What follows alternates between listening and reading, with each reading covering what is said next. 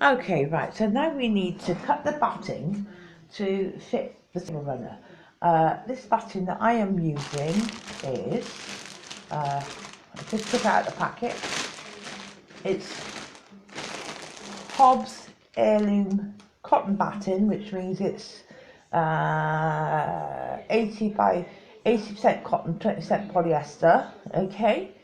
And this is a twin size that I found. It won't be long enough because this quilt is going to be much longer than this is, but I should have enough to be able to cut it. I've got plenty to cut it and join it, and I'm going to show you how to join it. So first off, I need to open it up. I do like this particular batting because it washes so well, right? And the reason I'm saying that is because in my bedroom, it's not just me and my husband that sleep in our bed. I got two little doggly wogglies as well that sleep in our bed. So with all their mud and dirty underbellies and everything they come up with,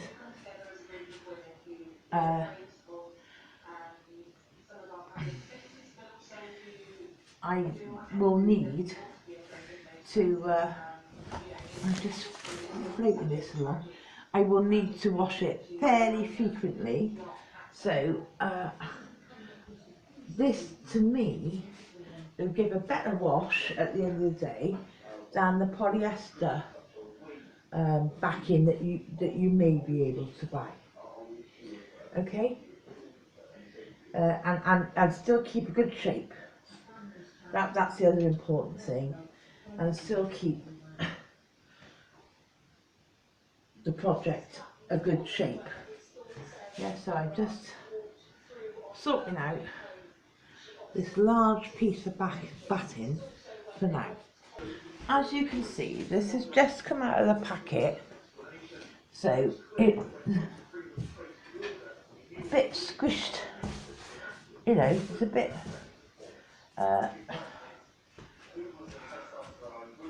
whatever, but no worries, because that all comes out in the what? It all comes out once we start sticking things back together. So now I need to get me and start literally spreading it out on top. Now, if you haven't got a nice long table like me, as you would if you were doing a single size quilt or a double size quilt, you would actually have to do this on the floor. You would have to find a room and do this on the floor. Okay, so I am now gonna, I need at least an inch all around the top of the quilt, because as you know, when we start the quilt, and I do intend to do a heavy quilting on this, I've got ideas of what I want to do, so I want to make sure that I've got quite a bit of room around the quilt, because everything will start to shrink up as I do it. So I am going to start pinning just for a moment, because remember, we still have to put the backing onto this before it's finished being sandwiches. So for the moment, to help me, because it's such a long quilt, I'm just pinning it so that one end doesn't move. Yeah, as I go along, and straighten it all out. Whew, back's hurting now. And okay, I have got so far on laying out the quilt on the batting, and now bearing in mind I do want a fair amount, so I'm now just using my dressmaking scissors to cut a border into this quilt so that I can start to bring it down the table, because it is actually hanging off the table at the other end. So I have got, you know, something to work with. This takes an awful lot of smoothing down, whether you're doing it on your carpet or whether, like me, you're working on a table. You know, well, the best, this is also one of the reasons why we give ourselves a lot of margin, is because we need to know and need to figure out more or less. I'm not, you know, this is only temporarily fitting it, because before I spray, I will make sure that it does all fit, yeah? So, hang on, you're in the way, camera, but I have to go around you now and come back in because I started to go adrift there. I haven't got my electric scissors. I don't know what I've done with them. It's one of the nice little mysteries. So I'm just using normal scissors at the moment to start to cut. Now, you'll notice that as I'm coming up this quilt, it's a single size quilt. I'm going to start from this end now. I'm always making sure I go through, but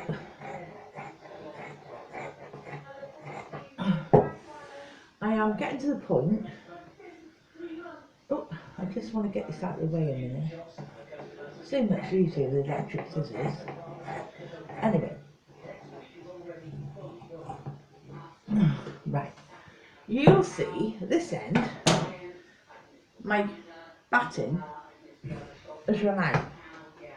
So I am now going to have to cut a piece batting, the same width, but a little bit more length, to fit in here, and I'll show you how to join that batting, because until we've joined that batting, I can't actually start sandwiching the quilt together. So I'm just taking my wadding or batting and whipping it over the other way, so at least I got one edge that should have been cut in the workshop that is straight, and it's got a straight line to fit on with this batting, yeah? So I'm just bringing it up to match, loosely, but the same width, more or less. Okay, then I can fold my top backwards, okay, and then find my scissors again,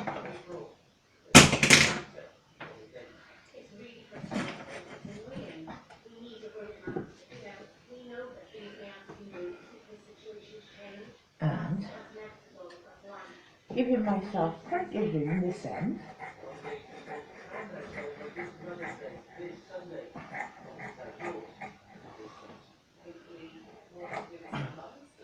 And similar sort of width on the edge.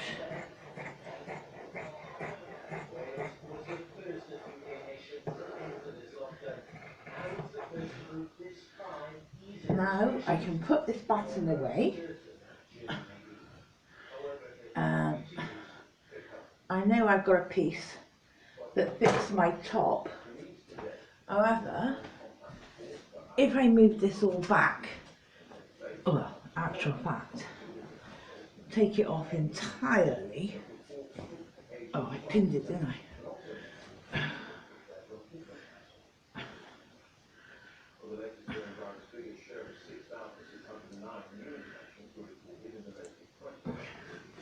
Take the top off entirely,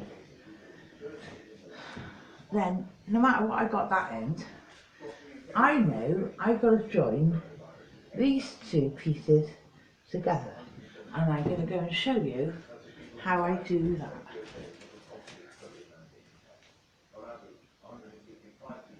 I'm just looking at the video now. I don't know, actually, if you could see what I was saying. Let's bring it down, bring it down, bring it down, bring it down. So, I have to cut another piece, which I now need to join. And that's what I'm going to show you what to do.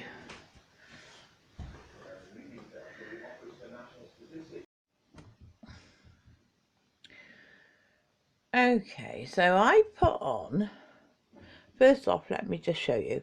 I've just put on my walking foot, because this is thick. We're talking about batting here now, so it's fairly thick. So I put on a walking open-toed foot.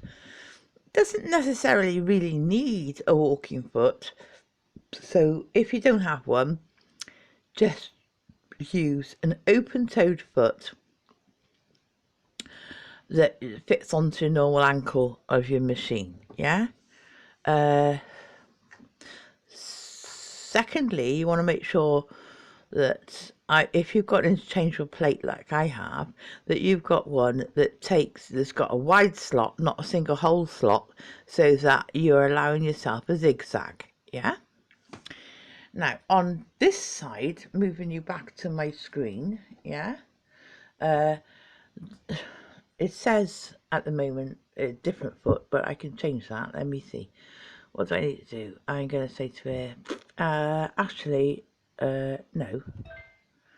Yeah, now you see it's changed over to a walking foot type of thing. Okay, but your machine may not be like mine. And that's not actually going to help me. So I'm going to say, follow to you. Let's get back to this, right? But the sheer fact with my walking foot is it's integral. It will work whether I tell it it's got it or not, right? So when you look down your stitches, and I may have a lot more stitches than you have, yeah, you're looking for a zigzag. Now this zigzag, M is for middle, R is for right, so don't worry about that. You might have a zigzag that looks like this, and that's like one stitch that way, one stitch that way. You don't want that. You want to look on your machine, and you will have it, because I know I got it on my teeny little one, right? You will have one that's got, like this one, dot, dot, dot, move, dot, dot, dot, angle, dot, dot, dot, angle, dot, dot, dot, angle, dot, dot, dot, angle, dot, dot, dot, angle, yeah? And this is the type of stitch that we want. I got two here. Okay, there's the one. There's the other. I want that one. So it's going to do a stitch, stitch, stitch, across, angle, stitch, stitch, stitch, across, angle, yeah? So it's not like one stitch, angle, one stitch, angle. This is a more solid joining together seam because of the stitches that there are. And as you can see, if I went back to an ordinary zigzag, this is 150 length or width, yeah, but that's length of stitch. If I went to normal stitching, it's 240, that's normal stitching. If I go to this one that I want to use, the stitching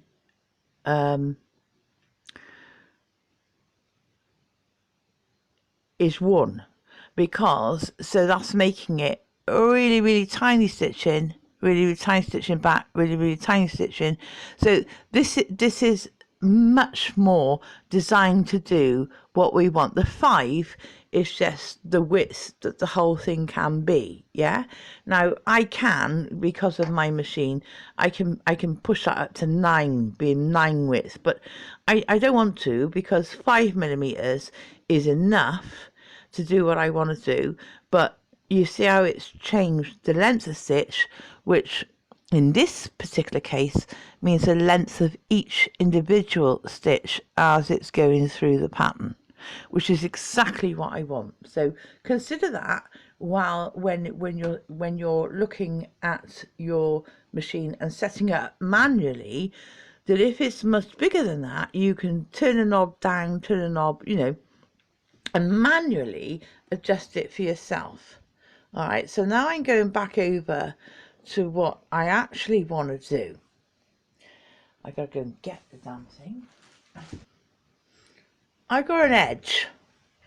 If you remember, if you looked at the video when I cut it, this was the absolute length that the batting was, right? So this, I'm just picking up the weight of it and flanksing it so that it's not dragging, yeah? So it had a factory cut machine edge. Then I turned my batting around so that I was able to use a factory edge cut bit of batting. Now, if you can't do that because you're going to be using bits you cut yourself, rather than cut it with the scissors, which can make a jagged edge, I would suggest that you take it to your cutting board and use a rotary cutter, because you really want a sharp edge now, because we are going to be butting these up together and we've only got 5mm width of stitch that's going to join them together, and we want it to butt up because we don't want it to have any lumps or anything in it.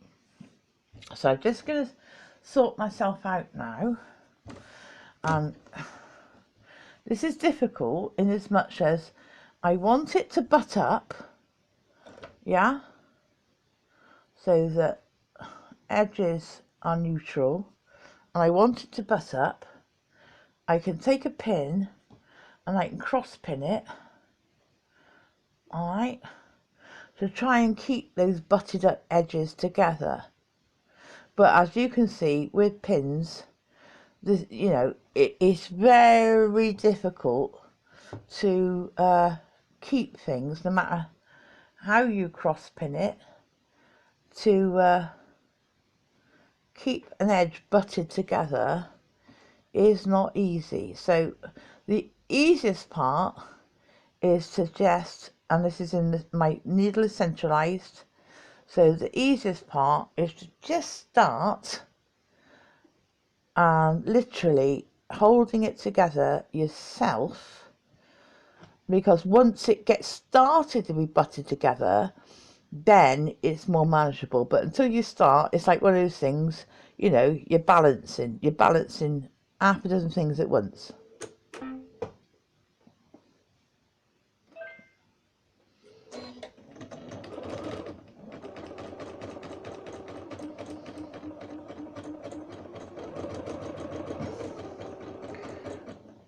Now, I am not rushing this in any manner, because I want it to be right. My only thing I need to do now is to try and keep this join in the centre of my open foot as I'm sewing.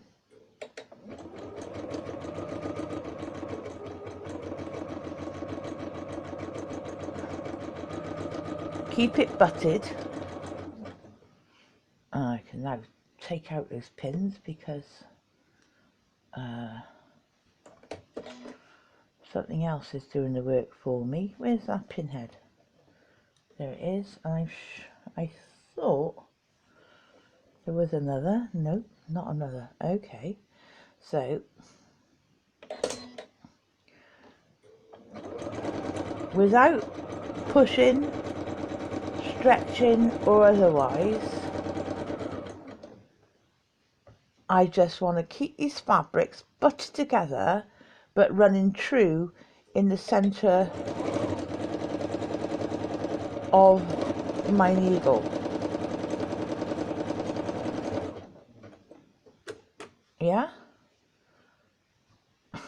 That's all I'm trying to do, is keep them touching each other but in the centre of my needle.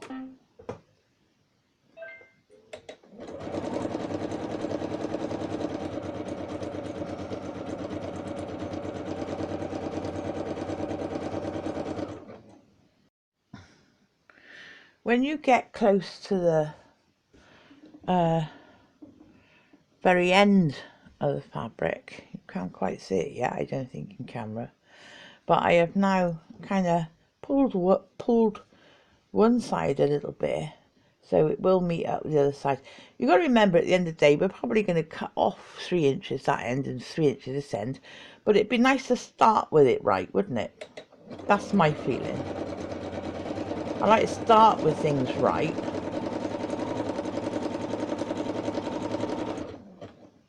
So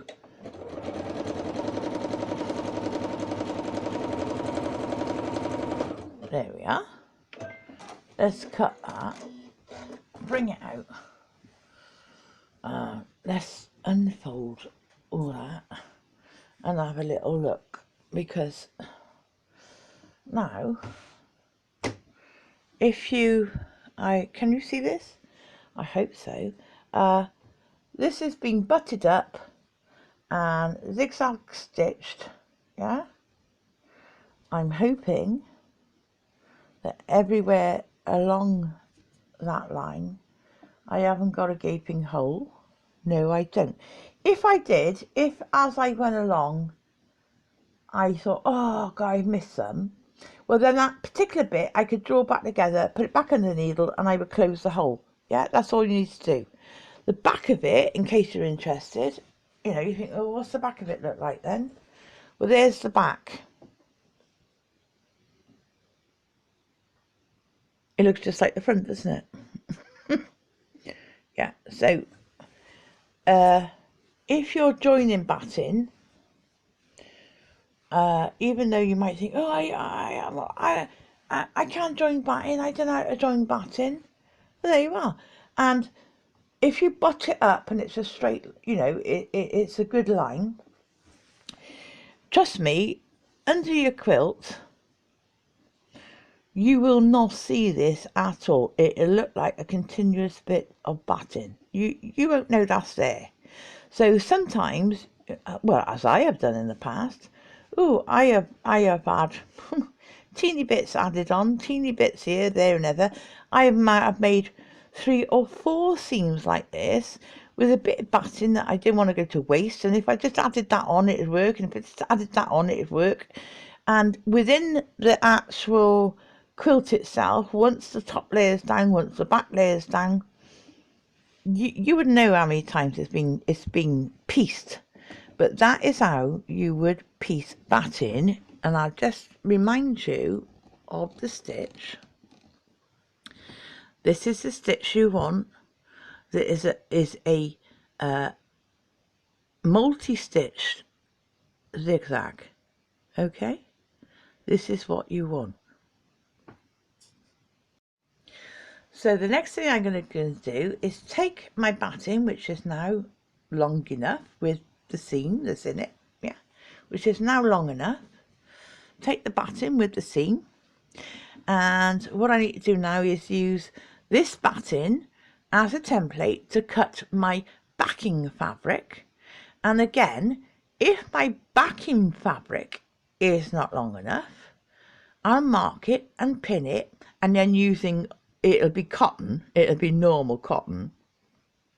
So then I will just use a straight stitch, less than that, because I want it to hold, to 1.8 or 2, right? I will use a straight stitch to, in the normal way, 1/4 inch seam, and join the backing fabric if I need to join it, and then I'm ready to sandwich the quilt together.